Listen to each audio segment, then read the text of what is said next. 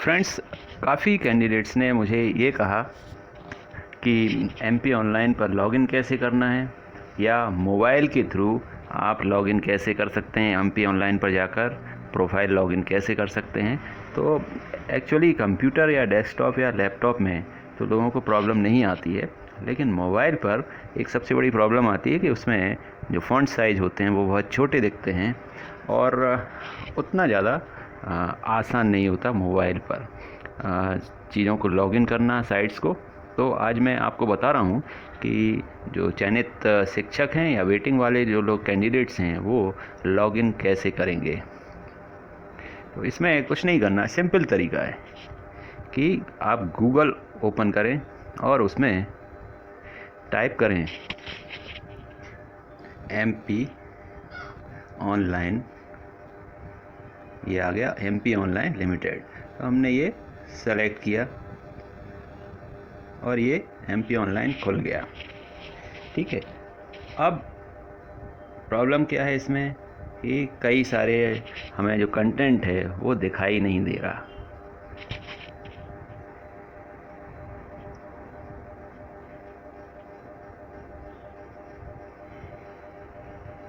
हम फिर से गए एमपी ऑनलाइन,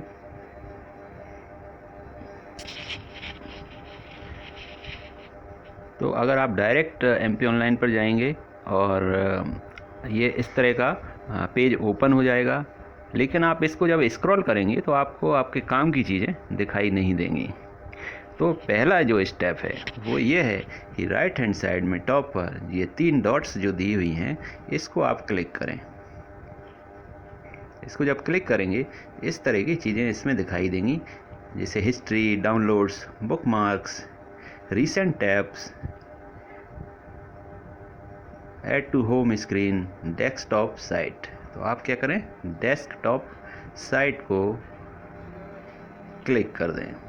हमने वो क्लिक किया। तो अब इससे क्या फ़ायदा हुआ, जिस तरह से एक डेस्कटॉप या कंप्यूटर पर पेज दिखाई देता है ठीक उसी तरह पेज दिखाई देने लगा और काफ़ी चीज़ें हमें क्लियर दिखने लगीं।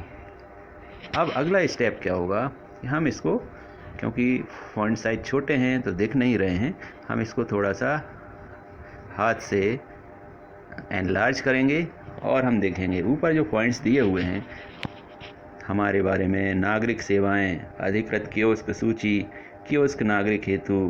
तो हम, क्योंकि हम नागरिक हैं तो नागरिकों के लिए सेवाएं जो दी गई हैं हम उसको क्लिक करेंगे।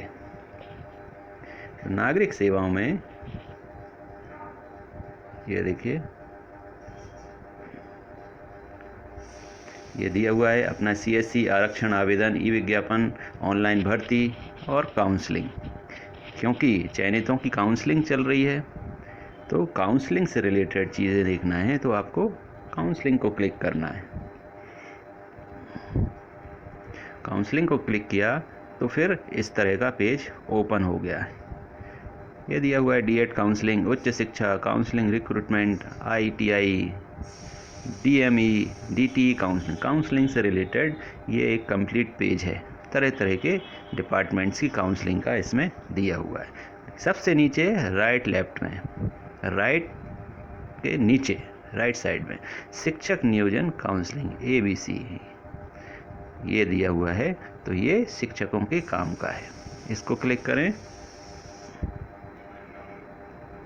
अब आपका पेज ये खुल गया है, टीचर्स रिक्रूटमेंट एंड काउंसलिंग। अब इसमें 2 ऑप्शन दिए हुए हैं, लोक शिक्षण संचालनालय मध्य प्रदेश DPI, आदिम जाति कल्याण विभाग मध्य प्रदेश ट्राइबल। दोनों के नीचे दिया हुआ है क्लिक हियर। अब किसी को DPI के में किसी का सिलेक्शन हुआ है तो वो DPI की तरफ मूव करेगा और जो जिसका ट्राइबल में सिलेक्शन हुआ है वो ट्राइबल की तरफ क्लिक करके मूव करेगा। अब हम एक देखते हैं कि DPI की तरफ, तो मैं DPI वाले ऑप्शन को क्लिक करता हूँ। इसमें 3 पेज खुल गए, उच्च माध्यमिक शिक्षक, हाई स्कूल एवं हायर सेकेंडरी, माध्यमिक शिक्षक, प्राथमिक शिक्षक। तो अगर वर्ग 1 का है तो उच्च माध्यमिक को करेगा, वर्ग 2 का है तो माध्यमिक को करेगा, प्राथमिक का तो अभी स्टार्ट हुआ नहीं है, स्टार्ट होगा आगे चल के। तो मान लीजिए वर्ग 1 का कैंडिडेट है तो वो उच्च माध्यमिक को क्लिक कर दे। तो ये इस तरह से ये पेज ओपन हुआ और अभी इसमें जैसे दिया हुआ है आपकी वेरिफिकेशन होना है 1 अप्रैल से, उसका मैसेज दिया हुआ है। अगर आपको वो पढ़ना है, क्योंकि ये स्क्रॉल होता है, तो अगर आप पढ़ना चाहते हैं वो आगे ना बढ़े तो उसको आप उंगली से एक बार टच कर दें तो ये रुक जाएगी लाइन। उच्च माध्यमिक शिक्षक नियोजन अंतर्गत दस्तावेज सत्यापन प्रक्रिया 1 अप्रैल 2021 से 10 अप्रैल 2021 तक की जाएगी। ये आपने पढ़ लिया।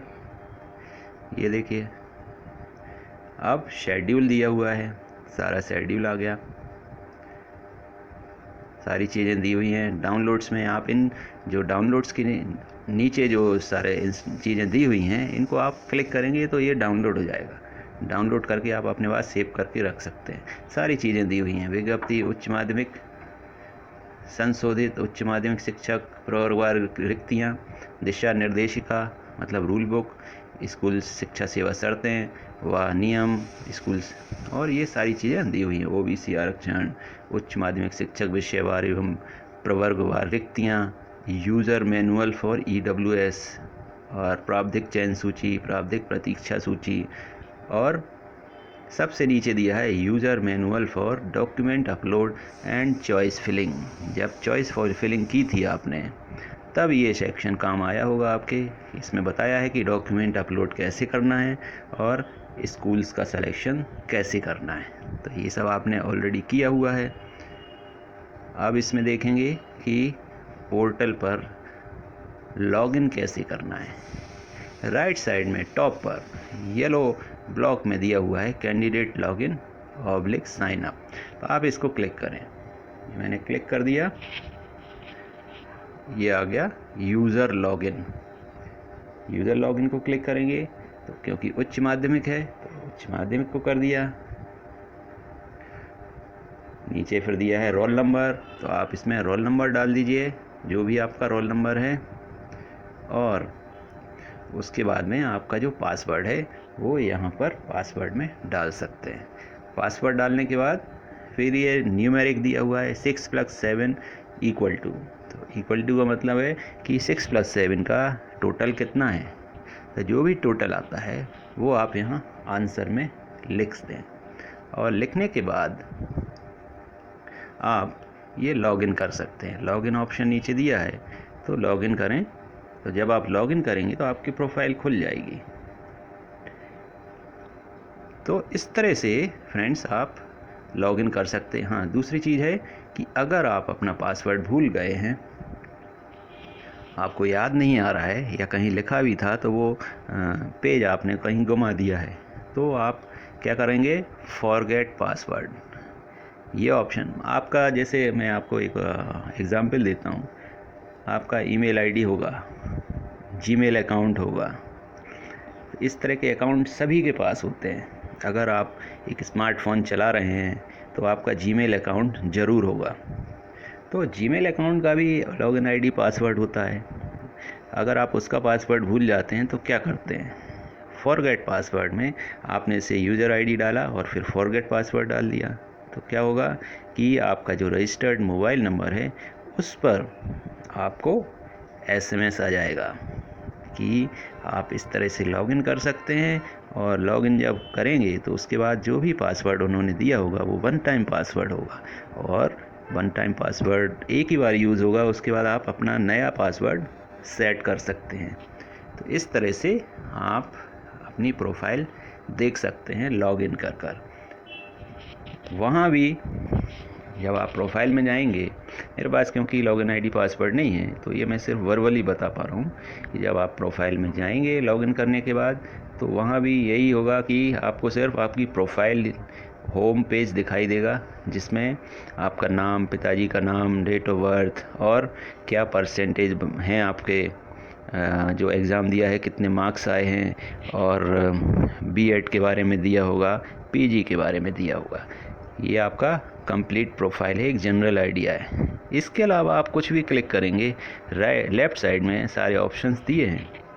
आप क्लिक करेंगे तो लास्ट डेट इज़ ओवर आ जाता है। सिर्फ आपको आज की स्थिति में एक ही ऑप्शन क्लिक करेंगे कि डॉक्यूमेंट वेरिफिकेशन शेड्यूल, उसको क्लिक करेंगे तो आपको पता चल जाएगा कि आपका डॉक्यूमेंट वेरिफिकेशन किस ऑफिस में होना है और किस तारीख को जाना है, कितने बजे जाना है। इसके अलावा आप कोई भी ऑप्शन अभी क्लिक करेंगे तो लास्ट डेट इज़ ओवर आएगा और आपका पेज जो है ऑटोमेटिक लॉग आउट हो जाएगा। फिर आप उसको रिवर्स करेंगे या बैक जाएंगे, फिर भी वो ओपन नहीं होगा। आपको फिर से स्टार्टिंग से इसी पेज पर आना पड़ेगा, यूज़र लॉगिन पर। वही प्रोसेस है कि उच्च माध्यमिक सेलेक्ट करना है, रोल नंबर डालना है, पासवर्ड डालना है और न्यूमेरिकल जो वैल्यू है इसका ऐड करके डालना है और लॉगिन करना है। यही एक तरीका है। तो उम्मीद है फ्रेंड्स आपको ये चीज़ें समझ में आई होंगी। बहुत सारे लोग ये सारी चीज़ें जानते हैं, लेकिन कई लोग ऐसे भी हैं जिनको इस सारे प्रोसीजर में प्रॉब्लम फेस करनी पड़ती है। तो ये वीडियो उन लोगों के लिए है। इसके अलावा कोई भी दिक्कत है तो आप मुझे कमेंट करके पूछें, मैं कोशिश करूँगा उसका रिप्लाई करने का। और मिलते हैं नेक्स्ट वीडियो में नेक्स्ट अपडेट के साथ। Take care, thank you. Please subscribe and click the bell.